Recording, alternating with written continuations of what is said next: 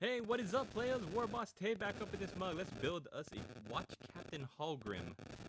And I give credit to Games Workshop for not going with the Grim with two M's, the obvious choice for a spooky villain in their Age of Sigmar setting. Let's take a look at how many pieces we've got. 1, 2, 3, the back, the middle, and the front. Easy enough. It's on a 32mm base. This is going to be the first one that is actually a slot rather than a peg. So I've gone in and I found a slot there. Here we go. All right, so we're looking for pieces 13, 14, and 15. This is going to be on the same large sprue as the spooky bat monster, the two Russian bodybuilder zombies, and Torgilius, as well as the feral vampire things. All right, here we go. It's in the corner. 1, 2, 3, 13, 14, and 15.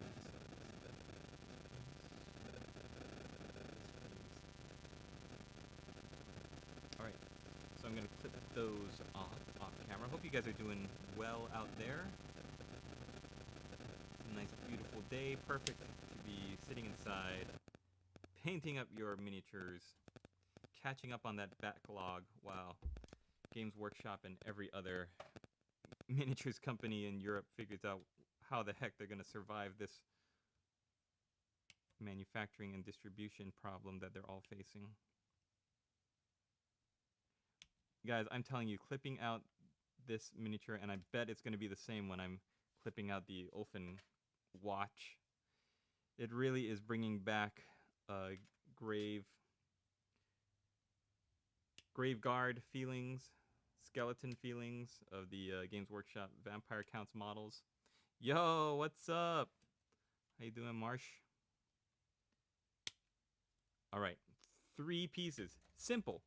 Gosh, a lot easier than some of the more detailed models that we've been dealing with. Now that we've clipped our 3 segments out, let's take a look and find the most glaring and obvious flash problems that we're going to have to clean up. I can see one right there on the cape, so I'm going to just scrape that away. Easy peasy. And you're not always going to find all of these flash pieces your first go around. Sometimes it takes you having to prime your model and actually start painting before these pop out at you. So they do take an extra minute or two. You're going to find that when you are doing it. The anime pose skeleton, yep, that's right. You're going to find that once you do clean these mold lines off, you're going to be a lot happier. Let's take a look at every single one. Man, I use dishwasher soap and everything, and I still got that garden dirt stuck in my fingers. I'm going to have to do it again. I don't want to turn people off from my live streams because my fingernails are dirty. All right, 3 pieces. Very simple. Man, when you look at the model, and I remember when they were showcasing the model and doing features on the model, it just looks like all of these Ulfen Watch models are a lot harder to put together, but they seem to be just ready to go. I love how you can see the arm, the bone of the 2 arms, like where they're connected at the elbow, where there's like literally no muscle or sinew or meat left, and it's somehow still connected. You could see it peeking through that armor. That is a great detail. A lot of great detail in these miniatures, and I absolutely love how they are like armored skeletons. The old Games Workshop Vampire Count skeletons, they always looked a little naked to me, but these really solve that problem. They're all wearing capes and bits of armor. Hey guys, I'm recording this video with a microphone that hopefully should take away a lot of the scraping noises. Let me know if it's a thumbs up or a thumbs down. If you guys don't like it, I'm going to go back to taking the microphone out and just using the iPhone microphone. Oh, slots in. So nice. So smooth. Oops. That's not as smooth as I thought. Let's get that back in. Maybe I need to put a little bit more glue right where that peg is going to slot into the hole there. Am I getting the right angle? Maybe I'm not getting the right angle. This is a little tricky for me. I think it would be a lot easier. Hey, Dicey! I think it would be a lot easier to glue this guy together if I wasn't looking at him through an iPhone. See, am I even in the right spot? I think I am. Okay, yeah, that's where his neck goes. Head bones connected to the neck bones. Oh yeah, there his pose. Fame, I'm gonna live forever.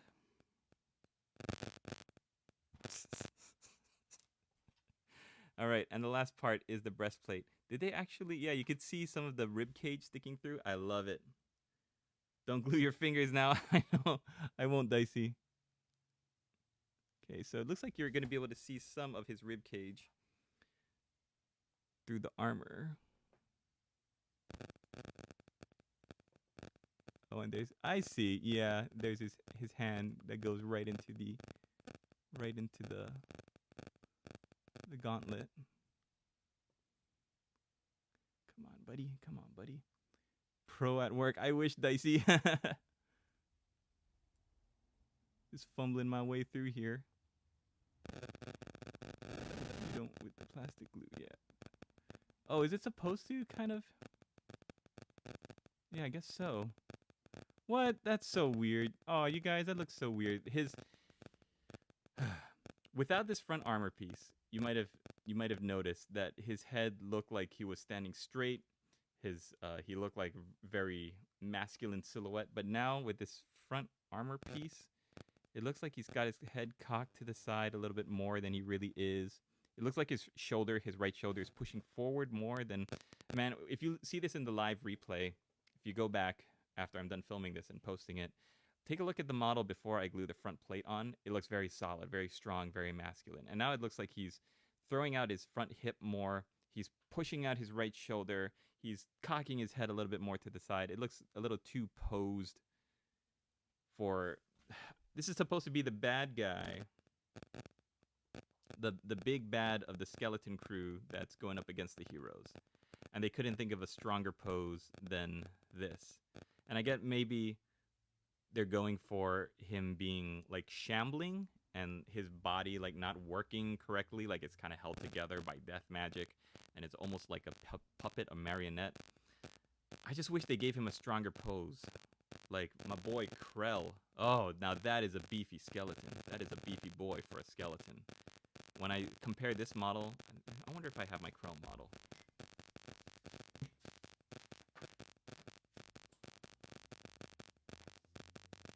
Of course I do. I am a pro. Look at that. Look at how solid and beefy and just massive he looks. Walking forward with this honking huge axe to chop heads and take names. And then, hey guys. You got Captain Halgrim here. Well, not my favorite. Not my favorite model. And, oh, jeez. I gotta look at this a little bit more. Like, they were so good. They had this years ago. They knew how to make a large silhouette, broad-shouldered, heavy-chested Chad alpha dude skeleton here, and then they went for the pole dancing. Look at his hair blowing in the breeze. I don't know, guys. I mean, even if you look at the cape, this is gonna go from a live build of Watch Captain Halgrim to a rant review. But look at the cape. Look at how Krell's cape just kind of falls, and it's split down the center at the back, but it just falls, and you could see it blowing in the wind. Even though this is fine cast, and I hate fine cast, the Fabian Skelly boy. Yeah, like look how the tattered pieces of his cape are like flying in the wind. I'm not a fan, you guys. This is definitely my favorite when you compare the two. All right, we're gonna put him in his base. Enough complaining. Enough of my my old man sitting on the porch, like waving his fist at all the Warhammer Quest miniatures that go by. Like always, I'm gonna put a little bit of plastic glue on the base itself, so it will adhere to the plastic, and then I'm gonna make sure that it's lined up to the tab. That's what it's called, so that when we slot it into the base, it will connect to the sides of the base. And hopefully this is going to be better than the Witch Hunter lady I unboxed, and it'll just slot right in. Let me get the right angle. There we go. So even though I'm not a huge fan of decorative bases, I think when you're making a base that has a lot of flat surface area, like you saw this one had, it'll make it a lot easier to glue. It would be hard to glue just his feet to a base unless he had a peg like the hero characters. So putting him on a piece of scenery that has a lot of flat surface area you could use your plastic glue on will make it a lot easier. Now let's take a look before we go at some of the other Ofen Watch that we're going to be building later to see how they are on their bases. Yeah, see, they're all going to have slots. All of them slot into their bases. So instead of gluing just their little feet onto the plastic bases, this is going to create a lot more of a solid set. And I guess because they're doing the snap build, no glue gimmick, this is going to be a lot more friendly for newer players. Although, you know what, guys? I would much rather glue my models. But I guess if you're a new player, first of all, if you're a new player and you are not an experienced modeler, how did you get your hands on a Warhammer Quest Cursed City box? These things are crazy rare now. But hey, whether you're a new player or an old veteran, an old hand such as ourselves, I welcome you to the hobby. Watch Captain Halgrim, all built up.